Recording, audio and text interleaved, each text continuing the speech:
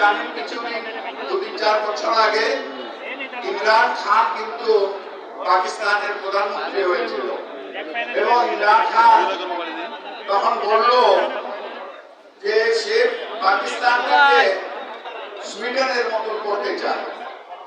তো সেদিন রাত্রে পাকিস্তানি টেলিভিশনে টক শোতে একজন সাংবাদিক পাকিস্তানি সাংবাদিক বলল, ইমরান খান সাহেব সুইডেন দরকার নাই, আপনি যদি পাকিস্তানকে বাংলাদেশের মতন করতে পারেন তাহলেই অনেক যথেষ্ট হয়ে যাবে আমাদের জন্য।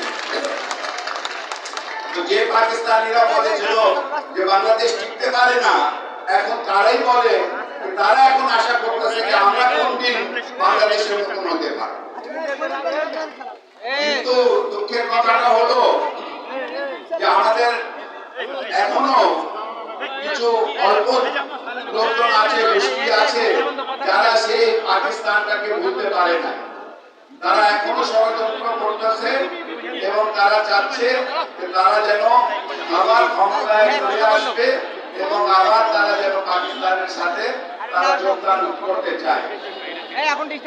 আমি কিন্তু বলে দিতে চাই, এটা কিন্তু তারা এই স্বপ্ন দেখতেছে, এই স্বপ্নটা কিন্তু কোনোদিনই আমরা যারা বাংলাদেশিরা আমরা আছি, আমরা এটা কোনোদিনই আমরা হতে দেব না।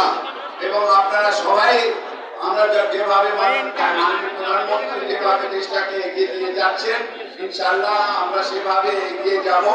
আপনারা জানেন আমি কিন্তু কিছুদিন আগে মাননীয় প্রধানমন্ত্রীর সাথে আমরা ভারতে গিয়েছিলাম, আগামী সপ্তাহে আমরা চীনে যাচ্ছি। আমি পরশুদিন কিন্তু সৌদি আরেবিয়া থেকে এসেছি।